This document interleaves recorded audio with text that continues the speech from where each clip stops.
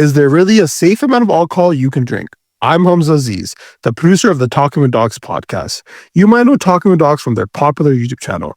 Today we're breaking down whether there's really a safe amount of alcohol you can drink. How much alcohol is actually safe for us to consume? Welcome to Talking with Docs. I'm Dr. Brad Weening. And I'm Dr. Paul Zalzal. Hot topic. I hate it. You and a lot of other people. Yeah, I hate talking about this topic. Sure. Because we get a lot of interesting comments. Yes, passionate. Yes, passionate comments. Passionate comments. Mm-hmm. So leave them. Please don't be angry, because honestly, if your comments are really angry, we're just going to delete them and block you. So just have a thoughtful, intelligent comment. Just no silly comments. Okay, so let's start at the beginning. Yeah. This is a very controversial topic because historically we've learned more and more about potentially some of the negative sides of alcohol and how it affects our bodies and our different systems. Yeah.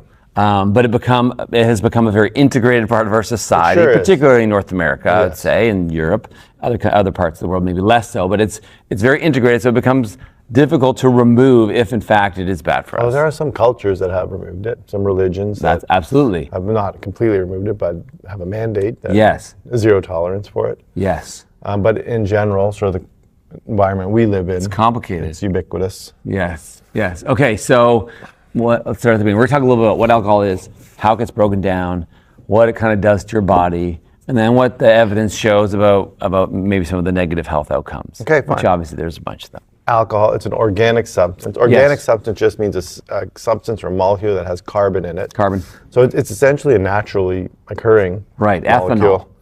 Yes. That ethanol is one type of alcohol. That's the kind that's in drinks. And it's basically you have a carbon group attached to a carbon group. And that carbon group that makes an alcohol has an OH attached to it. There you go. Right? And that OH group is the reactive group that interacts in other chemical reactions. It's weakly acidic. Dissolves in water pretty good. Because of the hydrogen bonds it can create. That's why it can dissolve and mix with other. That's why you can make a martini. There you go. Now you know. So that's basically all it is. Right. And so when it comes into our mouth, just like any other product, liquid, food, or whatever, our body starts to process it. Okay. So we're going to talk about the chemistry of it in our body now. The chemistry of alcohol. So when alcohol comes into our body, it is broken down in a series of events leading down to carbon dioxide and water. Nothing wrong with carbon dioxide and water. Obviously, it's everywhere, right? So the first thing is alcohol is broken down by alcohol dehydrogenase. Okay, that's an enzyme. Enzymes are chemicals or molecules in your body that help you perform chemical processes. We think of digestion as one of them. They're just catalyze or speed up chemical processes. So alcohol dehydrogenase helps to dehydrogenase alcohol and helps to break it down into a compound called acetaldehyde. That's the problem, because that's not such a good compound to have. It even sounds like other things in our world, like formaldehyde, that are not good for us, used to preserve dead bodies. Pathologists are exposed to this, so we know this is not good for us. Acetaldehyde. So it has a name that sounds like it, and you're like, even the first part of that word isn't very appealing. Yes, it's ACET, but sure. And that is a carcinogen, class 1 carcinogen. And I'd actually say that alcohol is considered a class 1 carcinogen because of the acetaldehyde. It's transient process in its breakdown. Right. And then the acetaldehyde gets broken down into acetate by acetaldehyde dehydrogenase. Okay. And then eventually acetate gets broken down to carbon dioxide and water. There you go, the good things at the end of the day. It's those transient reactions that cause some problems, as you're going to see in a minute here in our bodies. And some of this starts in the mouth with salivary amylase, having some of these enzymes. About 20% of our digestion occurs in the stomach, and then about 80% or so happens in the intestines. Yeah. Okay. So what's the issue? Why does it matter? If it all ends up at carbon dioxide and water, why does it even matter? Yeah, it matters because the acetaldehyde along the way can cause damage to your tissues. The fact that it's weakly acidic can cause damage to your tissues. Right. And the fact that it doesn't just go to carbon dioxide and water right away, it spends some time at these intermediate steps that can damage your body in certain ways. And the main issue is that the enzyme that breaks down acetaldehyde to acetate is a rate-limiting enzyme. So there's a fixed amount of this enzyme in our body. It changes a little bit with who you are and where you're from. Some East Asian cultures that actually are relatively intolerant of alcohol actually have a very low or even a potentially deficient amount. And in the average person, this allows us to metabolize about 1 alcoholic drink per hour. And that's kind of the magic number you've heard all along. Right. People, then that's traditionally what we have thought was a safe amount. Right. Traditionally. Because that's what your body can clear. So then theoretically, if your body can clear that much, you would avoid particularly the intoxication side of things, so that you'd be safe to function or potentially drive a car. This can change with the size of your body. If you're a smaller person or a larger person, that can affect it. Whether you consume the alcohol on an empty or a full stomach, because of that stomach digestion, that can alter this. So and your ethnic background. Ethnic background, but this is definitely a ballpark. Sure. This is why. And so what happens then is to say if you drink more than 1 drink per hour, even though it breaks that down at that rate, you are still exposed to acetaldehyde. That's the first thing. Right. Some people are like, well, if I stay below 1 an hour, then can my body just break it all down? Because it's part of that breakdown process. Because it's not instantaneous. So you still have exposure to acetaldehyde. And then the other thing is that as it floats around, that's when it does damage to some of our cells. Okay, so we're just going to go through now some of the chemical processes in your body on your different organs and organ systems and what it can do to them. This isn't clinical evidence based. Some of it is later we'll discuss, but just strictly speaking from your grade 12 biology class, these are some of the things that can happen. Right. So the first thing is it affects your brain, and anyone that's ever consumed an alcoholic beverage would know that it has potential to alter some of your brain, your cognition, and your muscular function. This is because of neurotransmitters like GABA and glutamate that it mimics and activates and that kind of thing. Okay. And even before it gets to your brain, it's got to go through your stomach. As we said, part of it's absorbed in the stomach. Right. We said it's weakly acidic, and it can affect the lining of your stomach. And when you damage the lining of your stomach, we call that an ulcer. Right. So it can lead to ulcers. So yeah, not only because it's acidic, but also can increase your acid secretion, making the relative environment more acidic and causing ulcers, which is a problem. Number 3 is an obvious one, and that's liver function. So because the lion's share of alcohol is processed in your liver, this can lead to fatty liver. So people that drink a lot of alcohol can develop a fatty liver. They can get hepatitis or inflammation of the liver. And when you have chronic exposure to alcohol and chronic hepatitis, this can lead to scarring of the liver or something called cirrhosis, which eventually leads to liver failure. And that is obviously a problem. Right. And also cancer can Of arise course. in the Yes, liver. especially related to the scarring, for sure. Which can happen down the road, and this isn't going to happen from 1 drink an hour, once or twice a week. This would be a lot of alcohol use, Right, repetitive chronic exposure to damage your liver. Oh, on a side note, this is also why studies have shown that drinking 1 drink a day for 7 days is actually better than having 7 drinks in 1 day because of overwhelming this fixed rate of acetaldehyde breakdown. So binge drinking has been shown to be worse for a host of other reasons behaviorally, but also metabolically. It's bad for you too. So when I moved all my drinks out of the week to the weekend, I was So now what we need you to do is maybe spread it over the whole day. No, you just got to start in the morning. Yeah. That'll go over for a good Saturday. Yeah. All right. So we've said, what's it doing to your genes? There is some effect on your genes, actually, your genetic makeup.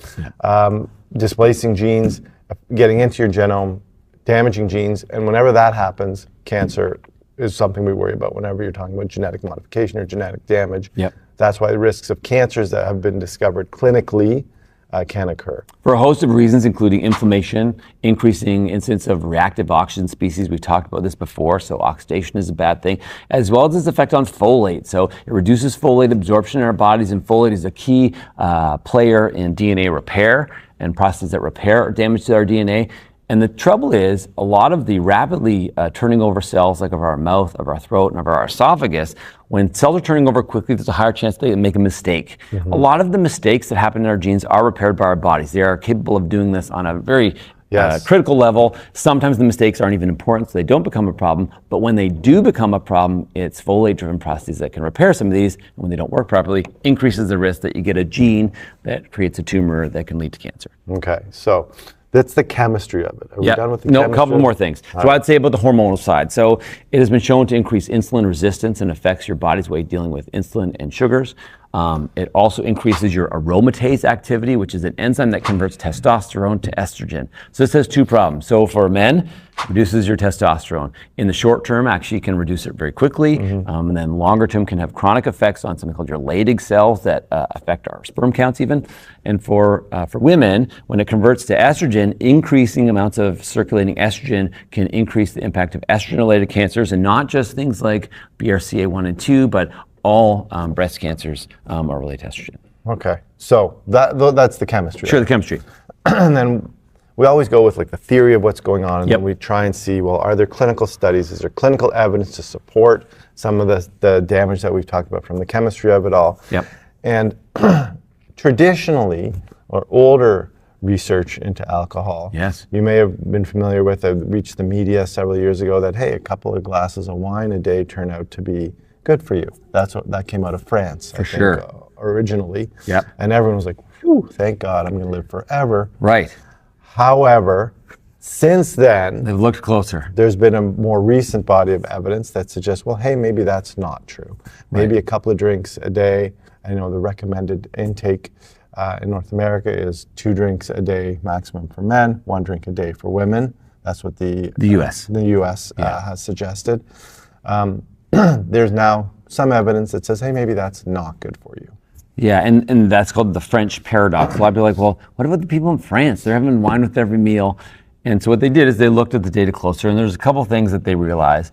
First, the control group, when they were comparing drinkers to the non-drinking group, often the non-drinking group wasn't a lifelong non-drinking group. No. Sometimes there were people that maybe used to drink a lot and then now are non-drinkers, so that makes them a slightly different population. That's the first thing. So they're like, hey, Yeah. these people essentially could have been sick from their history of drinking. That's the first thing. And then the second thing is that lifestyle modifiers were a big part of it. So in France, there were lower incidence of obesity. They lived a more active lifestyle. They actually ate more whole foods and less ultra-processed foods. So Right. the way that they lived was actually significantly different. So if you're just picking out the variable of wine, Right. you're missing out all these other variables. So you can't attribute the outcome to just that one variable, wine, because of all these other variables. And that's the problem with alcohol research. Is And like you observational mentioned- studies too, right? You mentioned the abstaining bias because if you're comparing to a group that is just not drinking now, but hasn't abstained their whole life, so that's going to introduce a bias when you're comparing the groups. And then the other issues with a lot of these studies that require on self-reporting of alcohol use. And what were we taught in medical school? When you ask someone how many alcoholic drinks they have, We usually joked about doubling it. it wasn't even a joke. Yeah. I was taught that's what you do. When Yeah, you write up like if the- someone said, oh, I have 5 drinks a week, you're like, this guy for That's sure 10 drinks drinks. 10. That was just a thing. That was just what we were taught in medical school. Whatever Yeah. someone says about alcohol intake, double it. Except if someone said they didn't drink, usually they were probably telling the truth. Well, Not all the double time. of zero. Zero. is Right. still But I think yeah. But I agree. Generally, people underreport. I think people underreport what they eat. They underreport what they drink. They overreport how much they exercise. Right. Yeah. You're talking to me. That's Sure. exactly what I do. And what's interesting is that recently they've looked at the data for incidence of things like liver and esophageal cancer in these countries that drink a lot, and they actually are higher. Okay. Yeah. So, having said that, as we've said before, the best way to prove something clinically is with a double-blinded, randomized, placebo-controlled trial. Right. That's not going to happen with alcohol. Nope. Okay? For many ethical reasons and cost reasons and feasibility reasons, it's just not going to happen. Yep. So, we have to use the best evidence we have to try and draw conclusions as to whether or not alcohol is, how bad it is for you or if it's good for you. Right. So the overwhelming body of evidence that we've come across would suggest that intake of alcohol in any amount is not good for you. Agreed. This is a significant paradigm shift in the last 20 years. I would say so. Yeah. So cancers, probably about 7 cancers Yes. that I came across. So I'd say mouth, throat, esophageal, liver, breast, colon. So the 6 are the big mouth, ones for sure. throat, esophageal, liver. Those are all in the pathway of where that alcohol molecule is going when Right. it enters your body. Those are obvious ones. Yeah. And then the cancers we've talked So about. the estrogen is because of the hormones and the changes there. And for the colon cancer, the thought is a bunch of different things. One, it totally disrupts your microbiome, which again, we talk about this, I feel like every video about food Yeah. and things like that. And has potential to make your gut slightly more leaky, so increased inflammation, as well as increased reactive oxygen species. And some of the bacteria there that now are growing have an increased chance of causing cancer. So increased risk of colon cancer as well. So No randomized controlled trial to prove it, but Nope. I feel comfortable after reading the literature that yes, alcohol does play a significant role in those cancers. And knowing that acetaldehyde is a carcinogen, it makes sense. Yeah. Yeah. Yeah, from the chemistry we talked about before, so the clinical results make sense. Right. People might say, well, what if I only have like 1 or 2 drinks a day, like the recommended amount is? Yep.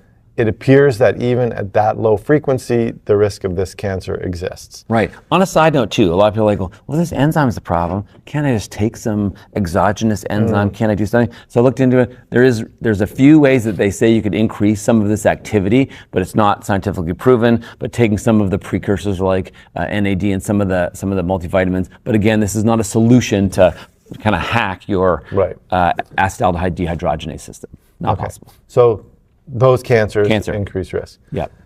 The obvious ones, it is because its effect on the brain, it is addictive, its effect on the dopamine system, it is addictive. Yeah. That's nothing new. We're not teaching anything new, but a lot of people say, well, you know what, I can handle a drink or 2 a day and I don't get addicted. Well, and interestingly, people take it because they have anxiety, like to relax them, sometimes because they're feeling sad. Yeah. And this increases your anxiety and depression and also disturbs your sleep. So it really negatively affects, I think that's accepted. Yeah, and I would say proponents of alcohol intake or someone who doesn't believe in some of the negative effects of alcohol might say, well, it does decrease social anxiety. Yep. So if it is going to increase my social activity, and we know that social interaction is one of the pillars of health, so I buy that argument. If you say, oh yeah, well, it decreases my social anxiety, so it enables me to socialize more, which is good for me, right? Sure, that is. However, is that worth the price that you're paying with the other negative effects? It's something you have to decide. Right. It seems like no, but because you can, there's other ways to decrease your social anxiety other than alcohol, which aren't as bad for you as that. Someone else might say, well, it relaxes me at the end of the day, right, which reduces my anxiety. And we know that getting your anxiety under control and reducing your stress is one of those pillars of health that's good for you. Yes, it is. So I buy that argument. If you say that, I agree with that. However, perhaps there's other ways you can reduce your anxiety at the end of a stressful day that aren't bad for you. Agreed. And then any other. Well, so the cardiovascular side, people used to think, oh, this is going to vasodilate me. You get flushed. So initially there is a vasodilation, so your blood pressure goes down, you get flushed. However, chronically, because of the damage that it causes to your endothelium, it is associated with atrial fibrillation, cardiomyopathy, and actually high blood pressure, not low blood pressure. A lot of people say, well, resveratrol, that molecule that's in the grapes, the amount that you get in alcohol is so low that certainly using it as a way to get that is not valid. The amounts that are used in studies are hundreds of times stronger, so not a valid way to get that. So that argument breaks down. And a few other body systems. Sure. We've talked about chemically, the endocrine system, and there is now some evidence that shows that it does affect your insulin resistance in your body, increasing your insulin resistance.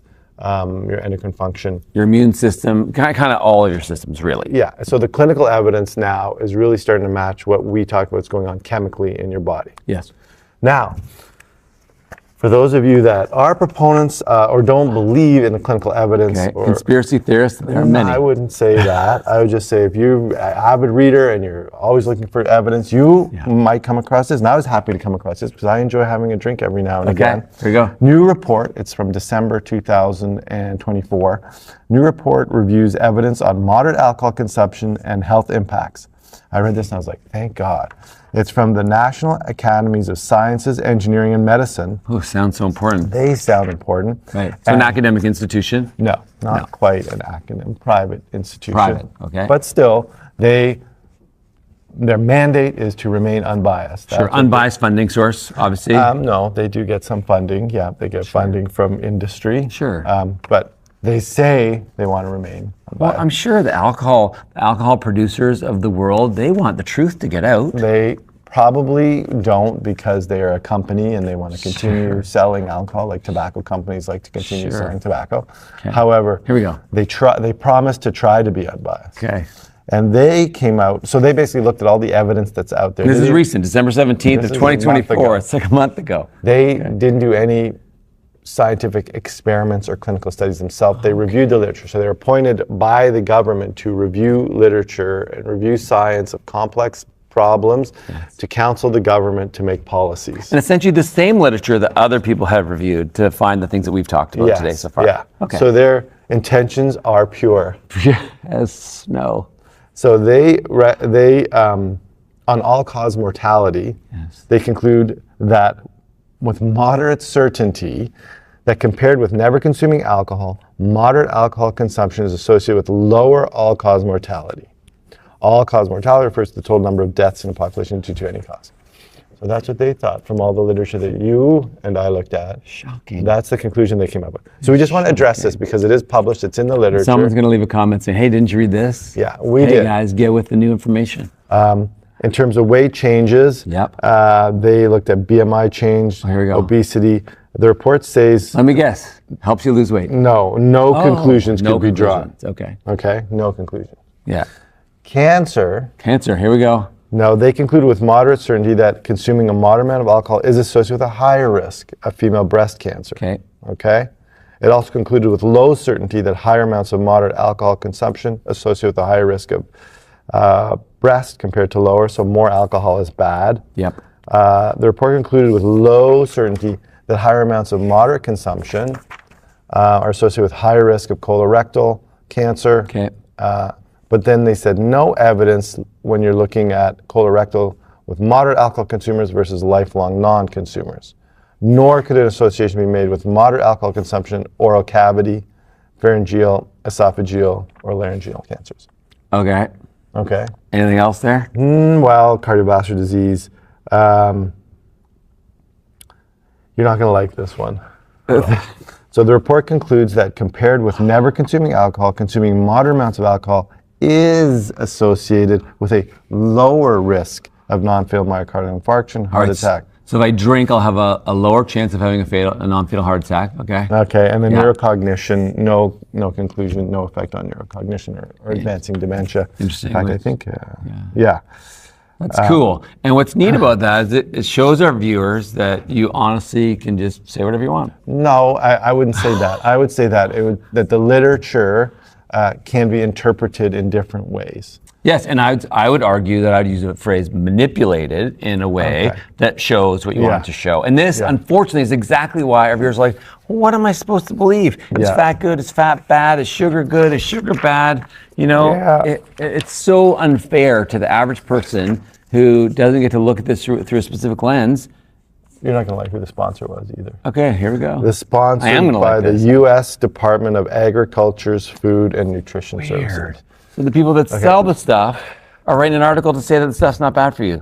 That's so weird. Yes, I mean, so I think well, you might look at this and think, oh, well, this says alcohol is good. Or you might think of it and say, this committee was formed to inform and help develop recommendations for the government. Or if you had more of a negative attitude, you might say, oh, no, this committee was formed to justify certain recommendations that the government has already made. So is it created to inform or to justify? Sure. That's one thing that came across my mind when I was reading it. I don't know the answer to that. I think when they were done this paper, they might have gone, cheers, everybody, great job. Or I'm not going to slam the reviewers. I mean, that it just shows you that the literature is up for interpretation. And it's for sale. And the way we've interpreted it is that, it's pretty clear to us that it seems inconsistent with the overall. Any amount of alcohol is bad for you. That's our position. However, we recognize that other groups have reviewed the literature and come up with different conclusions. And at the end of the day, we're not saying don't drink. We're saying make an informed choice. Our channel is all about helping you make healthy choices. We don't want you to make our choices. We have a drink every now and then, but we want people to be informed and make educated choices that are based on facts, not someone else. Because nowadays, whether it's your phone, whether it's the TV, everyone is trying to sway you to do this or to buy that. We don't want you to be duped. Yeah. And so if you do it and you get some of the consequences, we don't want you to go, wow, I wouldn't have done that if I didn't know. If I knew cancer was going to be a problem, I wouldn't have drank. Well, then you get to make the choice. And we are not sponsored by Alcoholics Anonymous or anyone against drinking. Nobody. And literally, when we review the research and change our lives accordingly. Like all the time. Before I started looking at the alcohol literature, I used to have maybe 1 or 2 drinks a night during the week, as recommended by the... Especially on the tough days. Especially filming days. Like today. However, after reviewing the literature, I drastically reduced my alcohol intake personally. Sure. Just to tell you, that's how I felt about the literature that was out there. Okay. Now you know. Please leave a comment. Let us know what you think about the research, about this other paper, about your experience with alcohol. If you like this video, please subscribe to our channel, share it with someone that you know would be interested in this topic. And the Surgeon General. Surgeon General is wanting to put labels on, and that might be something we're going to see, just like on cigarette packages, on alcohol, beverages. There may be labels coming out soon saying that, hey, this does cause cancer. We'll see what happens. See how that does. See how that mixes in your drink. There you go. Remember, you are in charge of your own health, and you are in charge of how much alcohol you drink. Absolutely. We'll see you next time.